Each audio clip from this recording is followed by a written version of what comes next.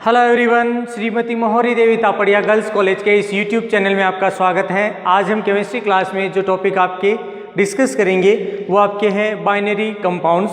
देखिए, binary compounds या कहते हैं द्विअंगी यौगिक, इसके बारे में जो है अपन ने इसका जो एक जनरल इंट्रोडक्शन है वो अपने शुरुआती वीडियो है या अपने प्रीवियस वीडियो था उसमें अपन बात कर चुके हैं।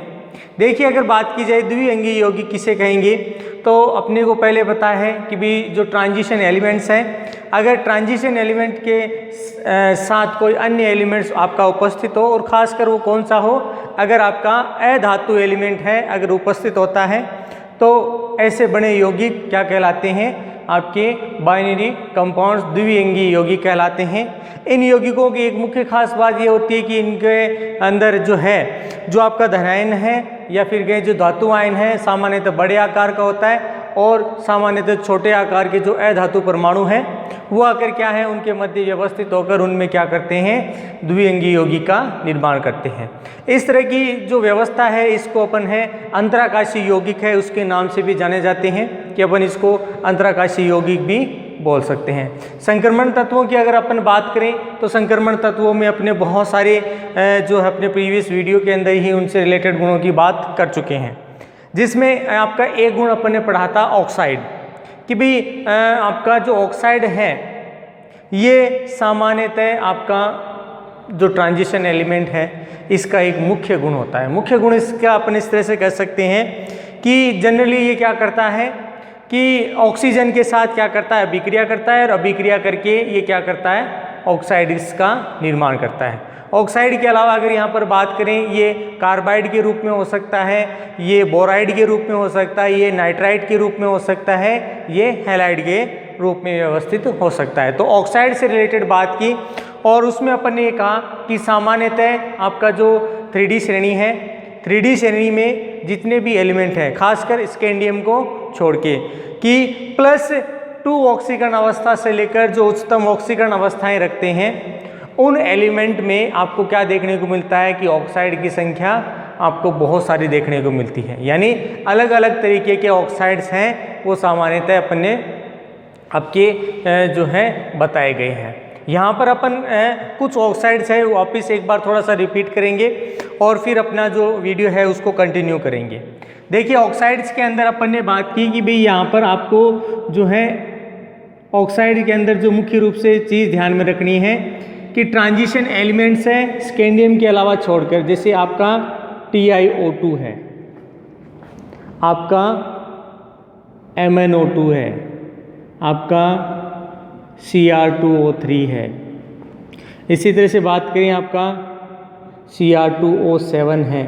मतलब यहाँ पर अपन यह कह सकते हैं कि ट्रांजिशन जो एलिमेंट्स हैं, ट्रांजिशन एलिमेंट्स के साथ अगर ऑक्सीजन उपस्थित होता है तो सामान्यतः इसमें ऑक्साइड्स का निर्माण किया जाता है। ऑक्साइड से निर्माण के रिलेटेड अपन ने बात कर चुके थे। आज यहाँ पर अपन जो है एक्सप्लेनेशन जो देख रहे हैं इसमें अपन देखेंगे एक तो कि भाई इसकी समन्वय संख्या क्या है, कि भाई समन्वय संख्या का क्या कोई यहाँ पर फर्क पड़ता है, और दूसरा यहाँ पर अपन बात करेंगे इसके साथ इसकी आपेक्षिक ऑक्सीकरण अवस्थाएं। जहाँ तक बात करें आपके समन्वय संख्या कोऑर्डिनेशन नंबर,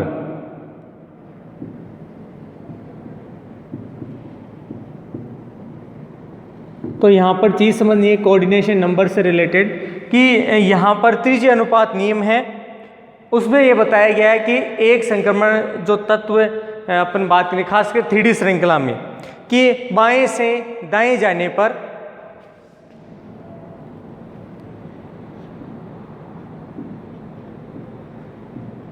इस तरफ जाते हैं, तो यहाँ पर क्या बताया गया है कि जो धातु आयन है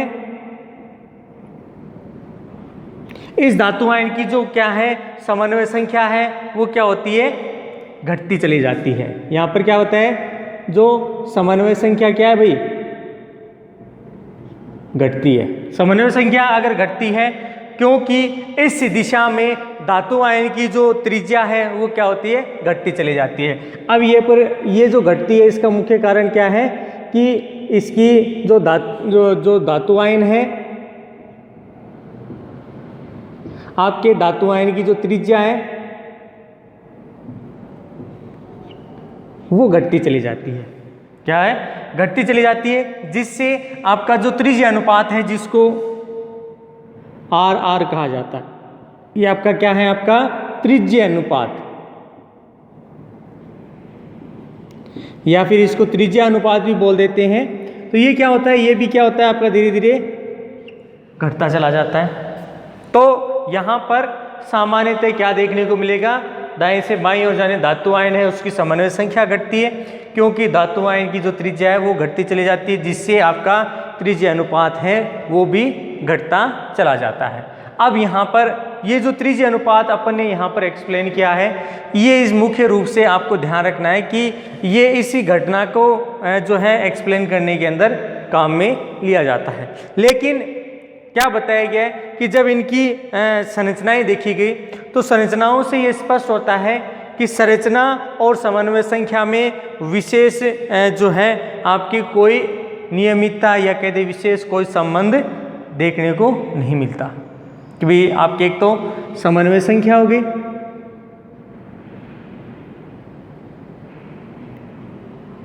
एक तो समन्वय संख्या, और दूसरा अपन ने यहाँ पर जो बात की है इसकी संरचना। किसके लिए बात कर रहे हैं? तो यहाँ पर जो अपन ने द्विअंगी यौगिक बनाया है उसमें ऐसा कुछ देखने को नहीं मिलता। सामान्यतः ये देखा गया है कि श्रृंखला की अधिकांश जो धातु आयन हैं वो क्या करते हैं? ऑक्साइड बनाती हैं, और ऑक्साइड बनाकर मुख्य रूप से जो ऑक्साइड बनाया जाता है अष्टफल की ज्यामिति वाला जो है आपके जो है एलिमेंट घिरा रहता है। मतलब आपका जो श्रृंखला के अंदर जो ऑक्साइड होगा वो किस रूप से घिरा होता है? आपका जो धातु आयन है वो ऑक्साइड से अष्टफल के रूप से क्या होता है? ये घिरा रहता है। और यहाँ पर जो धातु आयन है अंत में क्या करता है? जो है अपने धातु आयनों को जो है क्या करता है? इनके साथ व्यवस्थित कर लेता है। तो मुख्य रूप से आपको ध्यान में ही रखना है कि जो कोऑर्डिनेशन नंबर या जो स्फीयर है उसमें आपके अष्टफलकीय, इसके अलावा बात करें तो वो पाई जाती है। अब यहाँ पर आपको जो चीज़ ध्यान में रखनी है कि सामान्यतः जो चतुष्फलकीय जो धातु आयन है अंत में क्या करते हैं? शुरुआत वाले तो अष्टफलकीय हैं, उसके बाद जो अंत वाले हैं उनमें ये क्या देखने को मिलता है कि सामान्य स्थिति नहीं पाई जाती, और इसके द्वारा जो है चतुष्फलकीय ज्यामिति वाले जो छिद्र हैं वो उत्पन्न किए जाते हैं, जिनमें कोई धातु आयन आकर क्या करता है? व्यवस्थित हो जाता है। कौन सा होगा? तो अधातु आयन, तो वो है ध्यान में रखना है। तो अधातु आयन क्या करेगा? उनमें आकर व्यवस्थित हो जाता है और उनमें इलेक्ट्रॉन ग्रहण करने की जो नॉर्मल इनमें प्रवृत्ति पाई जाती है वो भी उन्हीं में देखने को मिलती है। जहाँ तक बात करें स्थायी ऑक्सीकरण अवस्था, तो स्थायी ऑक्सीकरण अवस्था की बात करें तो अपन ने शुरुआत में पढ़ रखा है कि जो आपके एलिमेंट्स हैं 3D वाले, इनमें +2, +3 और प्लस आपके अधिकतम ऑक्सीकरण अवस्था है, जिनमें +2 ऑक्सीकरण अवस्था स्थायी ऑक्सीकरण अवस्था के रूप में पाई जाती है। जिनमें अगर बात की जाए इनके जो द्विअंगी यौगिक हैं, खासकर आपके हैलाइड के रूप में कह सकते हैं, इनके ऑक्साइड के रूप में कहें, तो ये क्या करते हैं? सबके साथ क्या करते हैं? अपना बंध बनाते हैं कि भाई ऑक्साइड के साथ बना रहे हैं, हैलाइड के साथ भी क्या कर रहे हैं? बंध बना रहे हैं, या कोई अन्य यौगिक है उसके साथ भी द्विअंगी यौगिक बनाएंगे। परंतु अगर यहाँ पर बात करें ऑक्सीकारक की, तो ऑक्सीकारक के अंदर आपको उच्चतम ऑक्सीकरण अवस्था वाले ही आपको देखने को मिलेंगे, खासकर जैसे फ्लोराइड है तो उच्चतम ऑक्सीकरण अवस्था जो है उसके तो है वो ज़्यादा सर्वाधिक क्या दें या ज़्यादा स्थायित्व वाले आपको देखने को मिलेंगे। तो एक जो मुख्य कारण आपको पता चल गया कि जो निम्नतम ऑक्सीकरण अवस्था वाले हैं वो तो क्या होते हैं? आपके कम स्थायित्व वाले हैं, जबकि आपकी निम्न ऑक्सीकरण अवस्था वाले तो क्या ज़्यादा स्थायी दिख रहे थे, जबकि उच्चतम ऑक्सीकरण अवस्था जो रखते हैं आपके एलिमेंट्स उनमें स्थायित्व में क्या होती है? कमी होती है। वो एक रूप से दूसरे रूप में लगातार बदलते रहते हैं। इसीलिए इनमें सामान्यतः अष्टफलकीय और चतुष्फलकीय जो ज्यामिति वाले आपके यौगिक हैं वो ज़्यादातर संक्रमण श्रेणी के अंदर बनाए जाते हैं। अब यहाँ पर सुनना है आपके ऑक्सीकरण अवस्था का अपेक्षित स्थायित्व है, कि भी जो ऑक्सीकरण अवस्था है उसका स्थायित्व है। तो यहाँ पर सबसे पहले बात करें कि ऑक्साइड जो होते हैं, ऑक्साइड के बाती आपके जो हैलाइड भी हैं, ये भी क्या करते हैं कि जो स्थायित्व है वो बनाते हैं।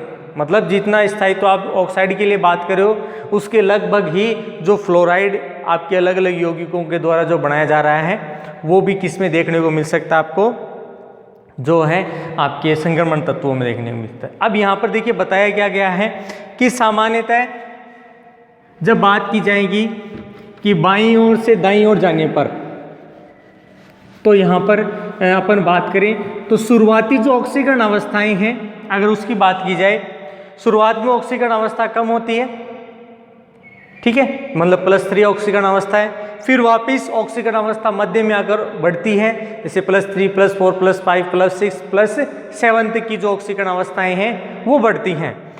और फिर अंतिम जो वाले तत्व हैं उनमें वापस ऑक्सीकरण अवस्था लगातार क्या हो जाती है, घट जाती है, मतलब कम हो जाती है। तो यहाँ पर अपन क्या कह सकते हैं कि अगर यहाँ पर अपन बाईं ओर स्थिति की बात करें, किसकी, जो श्रेणी है, अगर उसमें बाईं ओर से रिलेटेड अगर यहाँ पर बात करें जो आपकी श्रेणी शुरू होती है, तो यहाँ पर क्या बताया गया है कि जो +3 ऑक्सीकरण अवस्था है, ऑक्सीडेशन स्टेट है, ये +2 की जो तुलना है उसमें ज्यादा स्थायी है। यहां पर क्या है, ज्यादा स्थायी है, आपके +3 ऑक्सीकरण अवस्था क्या है, ज्यादा स्थायी है कंपेयर टू +2 ऑक्सीकरण अवस्था, ठीक है। शुरुआत वाले जो एलिमेंट्स हैं जैसे स्कैंडियम है +3 ऑक्सीकरण अवस्था है, टाइटेनियम है +3 ऑक्सीकरण अवस्था है, इवन क्रोमियम है +3 ऑक्सीकरण अवस्था है। तो यहाँ पर आपको जो चीज़ ध्यान में रखनी है कि शुरुआत वाले जितने भी एलिमेंट हैं जिसको अपन बाईं ओर के एलिमेंट्स बोल सकते हैं, इनमें +3 ऑक्सीकरण अवस्था ज़्यादा स्थायी है कंपेयर टू +2 की तुलना में। फिर बात करें जैसे ही अपन दाईं ओर जाते हैं तो यहाँ पर समझना आप दाईं ओर इसके जस्ट उल्टा हो जाएगा कि +2 ऑक्सीकरण अवस्था है,